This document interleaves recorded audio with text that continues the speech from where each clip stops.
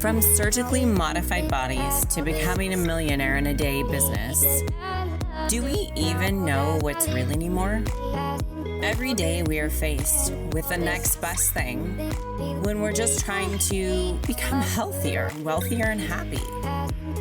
What the fuck is real? What the fuck is true? What the fuck are you supposed to believe about yourself and your success while trying to build something that actually lasts? Welcome to What the Fuck is Beauty Anyway, the podcast. I am your host, Jen Carrasco, founder of Virago Studio, a fitness champion, IFBB pro figure competitor, a skincare line creator, and a serial entrepreneur. Well, and I'm an overall business coach. After years of building businesses from the ground up, I am here to help you with society's standards and, well, to use your beauty within to build something that is truly you and truly impactful. So now let's dive in.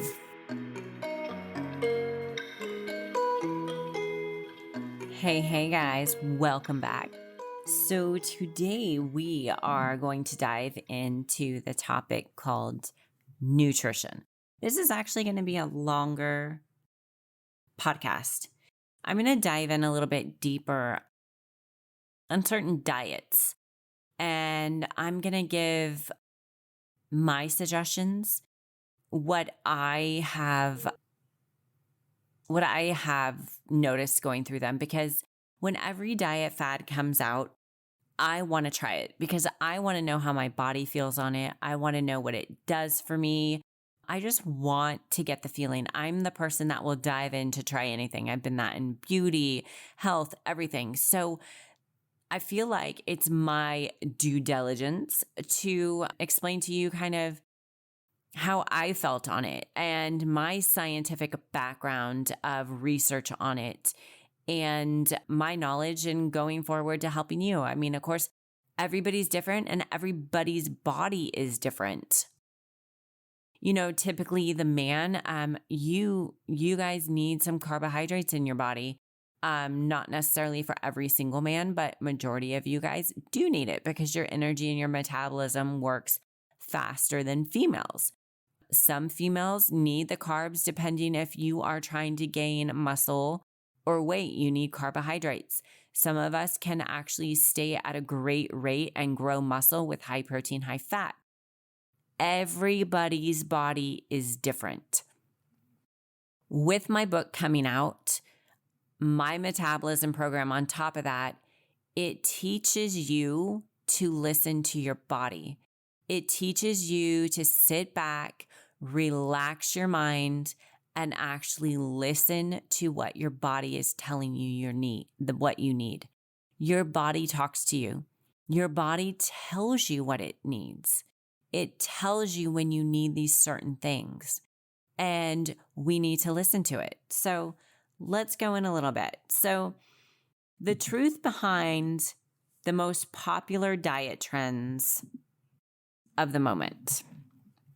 So, is skipping meals a bad idea or a secret weight loss weapon? Should you eat low fat or high fat? You could eat less added sugar so you eliminate it completely. With so many competing and often contradictory diet trends, it can be tough to cut through, let's just say, the BS to find a healthy eating plan that actually works for you. I have been through them all, so that is why I'm here. Check out the evidence that I'm going to give you below and the increasingly popular eating styles to uncover the real deal of possibly works for you. So the first thing I want to talk about is the ketogenic diet. Now, a lot of people do the keto diet. I've done the keto diet several times. Keto diet works. I mean, I'm going to be very blunt and very honest. It works. But the thing is that I try to help people and teach people that these diets, you can't live your life with these diets. You can't stay on a ketogenic diet forever. I mean, you can, but honestly, you have to cycle through in and off. And you could do a high fat, high protein diet and still stay very, very, very healthy and not have to put yourself into ketosis. So I think keto works for some people and definitely is great for people that need that mass transformation with their body. I think keto is great. So how it works. Well, first off, I'll go over how it works. So as they say, bring the bacon on, right? So it's a high fat, very low carbohydrate diet. That means eating fewer than 50 grams of carbs a day, less than 4 slices of bread's worth. So my diet right now consists of really less than 50 grams of carbs a day, no matter what. So if you can say I'm ketogenic, I am, but I actually do high protein. So the downside that I feel with ketogenic is I do not think it's healthy for you to be consuming certain high fat foods. I do not think that you should be eating bacon. I do not think that you should be eating those type of unhealthy fats for your body. I think in moderation, having bacon is great, but to actually have it in your diet consistently every single day, I do not think it's healthy. So while the research is exciting, there's very, very little evidence to show that this type of eating is effective or even safe. Over a long term for anything other than epilepsy, plus very low carbohydrate diets tend to have higher rates of side effects, including constipation, headaches, bad breath, and more. Also, meeting the diet's requirements means cutting out many healthy foods, making it difficult for your micronutrient to be met. So the upside, while the precise mechanisms are unclear, ketosis is thought to have brain protecting benefits. My philosophy behind this, and I'm not a doctor by any means, is that it's high fat. And good high fats actually help our brain function. It actually is really, really good for our skin as well. It makes it more supple and it helps our fat pockets, and not meaning like fat pockets like toxins to get cellulite, but it helps the fat pockets to get that plumpness in our skin like we are when we're babies, right? So it helps to plump our skin up. So high fat, I feel like is really good, but good high fat, right? So another upside is many as half of young people with epilepsy has fewer seizures after following the diet. And some early research suggests it may have benefits for blood sugar control among people with diabetes. And an upcoming study will look at the ketogenic diet as a weight maintenance strategy. I think it's highly beneficial for diabetics and things like that, because I don't think people understand the concept between carbohydrates and good carbohydrates, right? People think carbohydrates, you need to have bread or you need to have rice or you need to have pasta to get your carbohydrates. And those type of carbohydrates are going to spike your insulin levels. They are not good. So with a diabetic, that is spiking your insulin levels. It's like having sugar. So in order to balance your carbohydrates, you need a fiber content, right? So a lot of times, if I'm telling somebody to eat like Greek yogurt, that they want Greek yogurt, look at the sugar content. So maybe there's like 6 grams of sugar and there's 5 grams of carbs in there. I suggest to actually put like a scoop of fiber in there and mix it up, because the fiber is going to counteract the carbs to make it not spike your insulin levels. So remember, when you have, say, 10 grams of carbohydrates, if you consume 5 grams of fiber with those carbohydrates, it counteracts the 10 grams of carbs to make it only 5 grams of carbs. So you lessen that blow of that insulin spike, which is huge. That's why I'm such a component for the Lily's chocolate. Like, I love Lily's chocolate because I'm a sugar freak. I'm a chocolate freak. Like, I crave it. And the thing is that it has, I think for a whole bar, it's like 42 grams of carbs, which I'm going to be completely honest. I eat a whole fucking bar a day. I like, no joke. I have an addiction. It's like 46 or 40, I don't know, 40 some grams of carbs, but it has 25 grams of fiber. Hence, I have really great bowel movements the next day, TMI. So it counteracts that. So I'm getting like, 20 grams of carbohydrates with that, which I try to keep my carbohydrates like 50 to 80 grams usually through the day. I mean, I don't count my calories anymore. I've stopped that a long time ago. I just know just by what I'm consuming through my head because I'm used to be doing this for such a long period of time. So it's really not that many carbs that I'm consuming, and and I'm getting good fiber content with that as well. So I don't know. Keto diet, take it or leave it. Please, please, please, if you're going to do a ketogenic diet, please don't do the high flippin' fats. Now, butter and ghee are amazing. You should be having that in your diet. Avocado is amazing. I have a half an avocado a day, if not a whole avocado. I have like 3 to 6 whole eggs a day.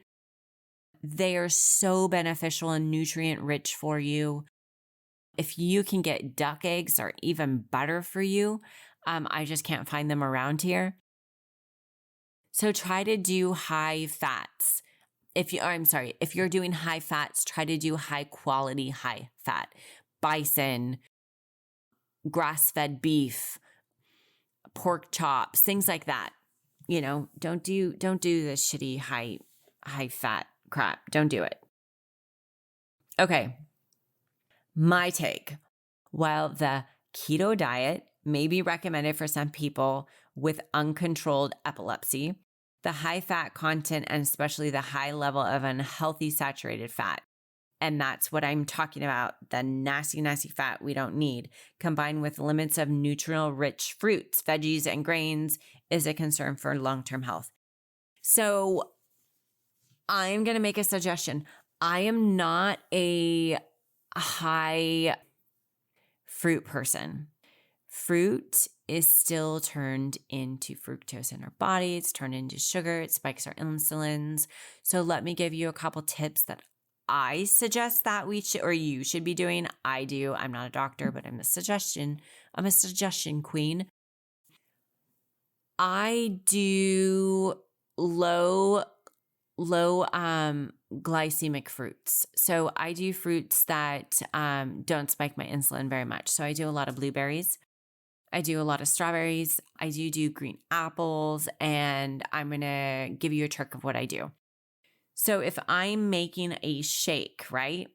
Say I'm making a protein shake and I want to throw in some blueberries in there. I want to throw in some frozen strawberries. I will actually throw in a scoop of fiber in there as well. So the fiber will counteract the insulin spike, gives you a little bit of a buffer, but then you get your fruits and your nutrients.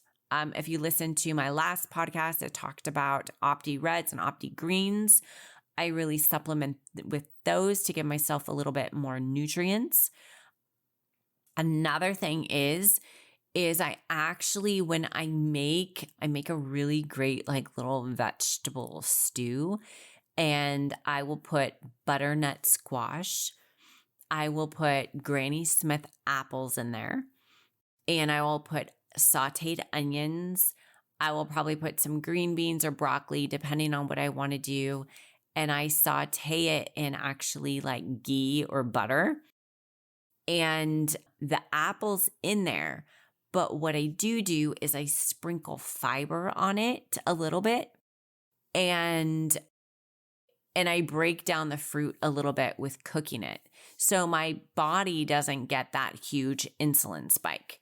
But another good thing too is if you're going to have a fruit, kind of pair it with something that has a little bit more fiber in it. So maybe throw in some almonds or some walnuts or, something like that, just to kind of counterbalance it. You should be getting in 1 fruit a day. I highly recommend it.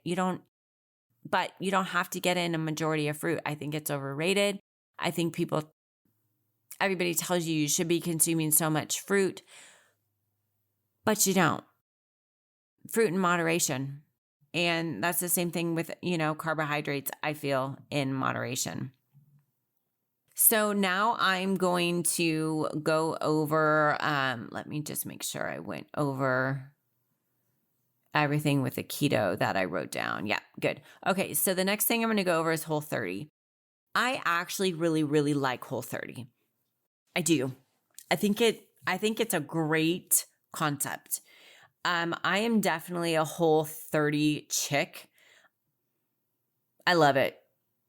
I think it's great. The only thing I have to say is that I do keep my carbohydrates low and I do keep my fruit low. So, how it works. So a Whole30, so for 30 days, you get no sugar, no alcohol, no grains, no legumes, no dairy, no treats in general are allowed. Now, if you pick up my metabolism program, and of course, if you pick up my book that's coming out, it's talking about that it's okay to treat yourself. So this is a diet, right? I'm going over diets of what they want you to do.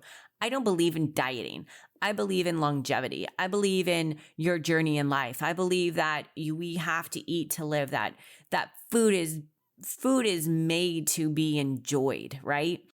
I don't want to sit there and eat fucking chicken and broccoli and hate the fact that I'm going to eat another chicken and broccoli meal the next day over and over and over. I've done that for so many years with competing. I want to enjoy food, but I want to look fucking hot, right? I want to look lean. I want to look sexy. I want to have great skin.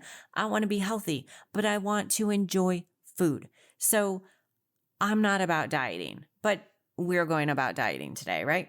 So the whole food. For 30 days, no sugar, no alcohol, no grains, no legumes, dairy, or treats in general, they're not allowed. So what is on your menu? Moderate amounts of meat, seafood, eggs, vegetables, some fruits, natural fats such as nuts and avocado, herbs and seasonings are okay. I'm telling you, I probably do Whole30 majority of my life, but I splurge. I do have a little bit of sugar. I do have a little bit of alcohol. I really don't eat grains. I do eat fruits every now and then, some fruits. So let's talk about what it promises.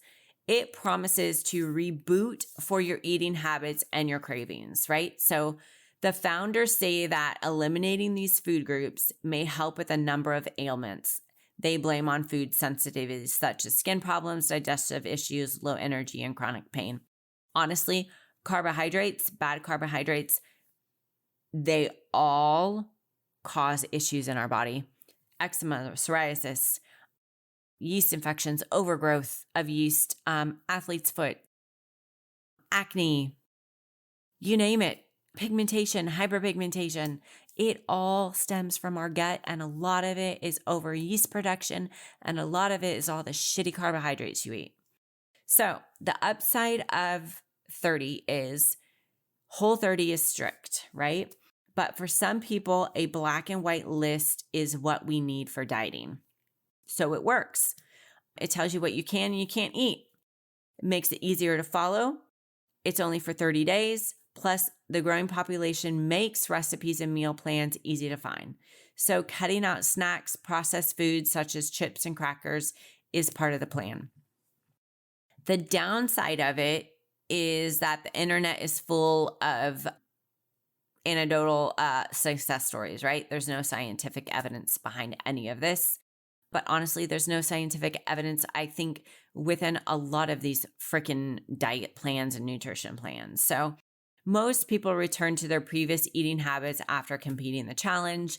And a lot of times they put on all the freaking weight back. And that is why I do not suggest doing a diet. I suggest living healthy. So my version of the 30 is that not only does it cut out foods that most Americans should actually eat less of, like added sugar, but it also eliminates a little bit of healthy foods like whole grains and legumes. But again, I always eat those in moderation. I think you should listen to your body. Your body tells you what you should be doing. You should be keeping a full food journal. Metabolism program has everything in there that you need to go over all of this for you. So let's talk about the huge, huge one that is out now called intermittent fasting. So how it works. There are two common approaches to fasting. One is to eat very few calories on certain days, then eat normally the rest of the time. The other involves eating only during certain hours and skipping meals for the rest of each day. So what it promises, even with free eating periods, fasters tend to take in fewer calories overall, resulting in weight loss. In addition, advocates believe that intentionally depriving your cells of calories may slow the progression of certain age-related diseases. The upside. Some people find it easier to have bulletproof willpower for just part of the time than to eat more moderately all of the time. Several small studies have found lower blood sugars, blood pressure, and cholesterol levels with fasting. The downside to it is larger long-term studies are still lacking. So most of the proposed benefits of theoretical or based on animal research, right? So my verdict, I don't want to debunk it because I do believe in fasting. I think it's actually really good for our bodies to do.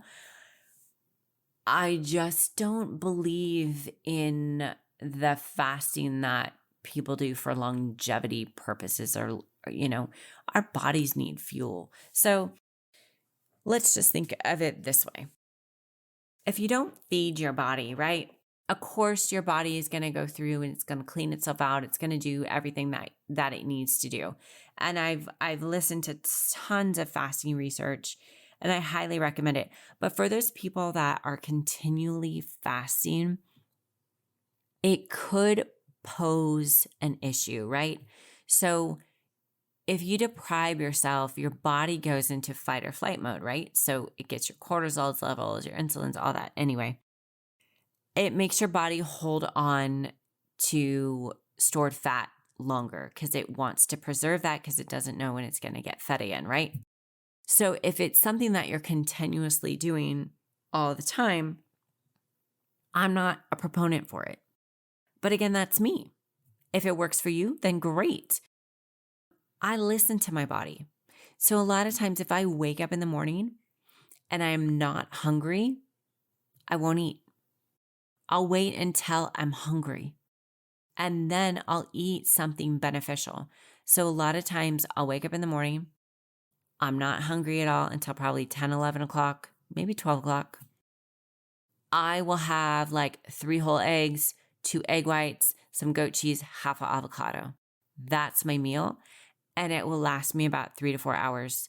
My next meal might be protein shake, some almonds, get me by for my next meal that's going to be coming up. Now, I do think there's a time and place that we should fast to clean out our systems. I do believe in fasting for disease control. I do feel that when your body is fighting something, you do need to fast to clean it out, but then you also need to put healthy foods back in. I have a group called Fit Over 40 Community in Facebook, and I get a lot of questions about fasting. I get questions about, okay, I'm fasting and I'm only going to eat for like a 4-hour period or a 6-hour period. And, I'm told that I can eat whatever I want. Well, I think that's false. If you're going to fast, you're cleaning your body out. You're making your body more prone to want to take in the nutrients and healthy nutrients. So you should be eating healthy foods. It's not about fasting and then going out and eating shit food, right? It's about fasting and then feeding your body healthy foods that it's supposed to be living on to give it the vital nutrients that it needs to work. There's been a lot of research out there for cancer cells, things like that. They feed off of carbohydrates. They feed off of sugar. That's why I don't do it. I don't feel like my body needs those things. When my body needs those things, I can tell because I crave it a lot. And then when I crave it, I feed it and then it goes away. So a lot of times I think we listen to so much noise that's out there that we actually don't listen to our body, and we don't listen to what our body is telling us.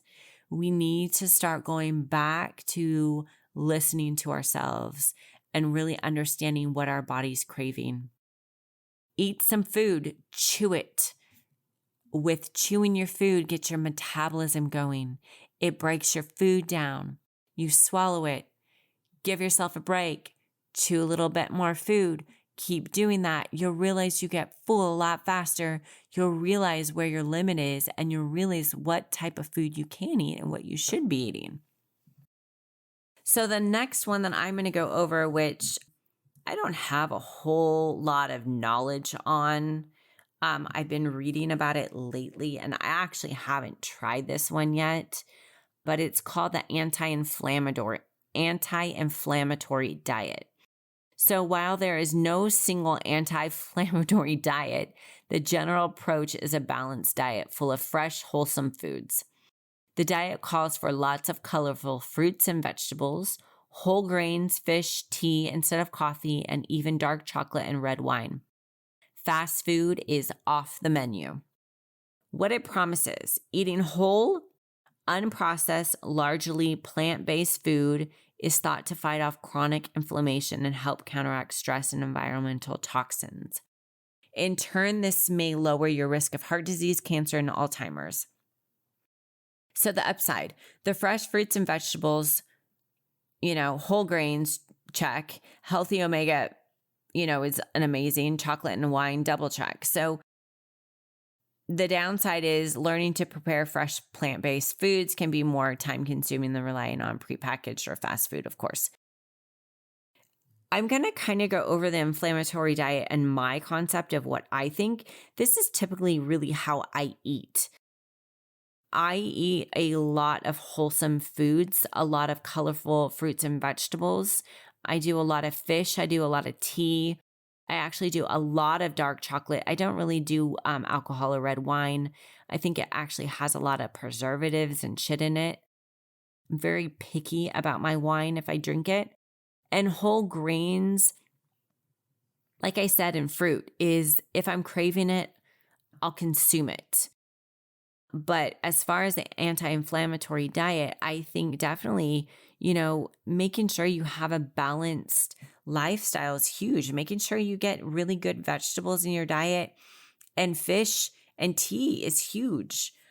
This is me kind of breaking down what I personally think of the bandwagon of, all these damn diets that are being pushed down your throat of what you should be doing. And I'm just bringing out that, the metabolism program, my Fit Over 40 community that I did on the group on Facebook, it talks a lot about just listening to yourself, listening to your body, doing what your body needs, being active, but enjoying foods, right? Like, be good through the week. It's okay to have a cookie. It's okay to have a cookie a day if you want a cookie a day. It's okay to have a piece of chocolate if you want a piece of chocolate a day. It's not going to kill you. What kills you is you sitting there in your mind telling yourself you're fat every single day. Because with telling yourself you're fat every single freaking day, you're going to be that way. You're putting that in your brain. It's like telling yourself you're going to be broke, right? You keep saying that over and over and over. You're going to be freaking broke because you're telling yourself that. So it's about the abundance mind shift change. And that's what I'm about. I'm about reteaching yourself your brain, reteaching yourself positive affirmations to get yourself where you need to be. It's okay to enjoy things, but enjoy them healthy. It's not okay to go out and get fast food. I'm sorry. Even if you want a cheat meal, don't do fast food. It's fucking garbage. I'm going to say it right now. It's garbage. I don't do fast food. I do not put that in my body. If I crave something, if it's a pizza, I go have a couple slices of pizza, a glass of wine, I call it a night. If I'm craving some sugar, I'll have a piece of chocolate. If I'm craving some chips, I'll have a couple chips, but not a lot. That's what you have to start thinking to yourself, you guys. We need to be healthy. I see a lot of unhealthy people out there, and it's sad. You need to be your advocate for your own health and your longevity, and keep telling yourself that you're worth every part of it. So that's my spiel for today. And have a great, great week, you guys. And I'll talk to you next week. And also, before I forget, please like, review, please share, please post. With doing this, it really helps to get me out there. It even helps me to know that I'm actually benefiting and helping people. So please share and post, please review. Greatly appreciate it. Have a phenomenal fucking day. And I'll talk to you next week.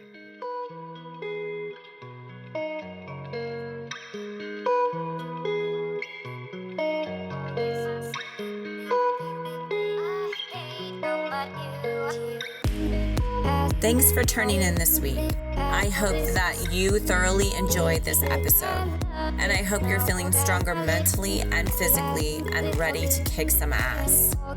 As we navigate new society norms, business and beauty breakthroughs, make sure to always ask yourself, what the fuck is beauty to me? And know that's all that really matters. If you love this content today, make sure to subscribe, rate, and review. Follow me and get more info on how to work with me at jencarrasco.com. You can also find me on all of your favorite social media platforms. Now just remember, stay mentally tough.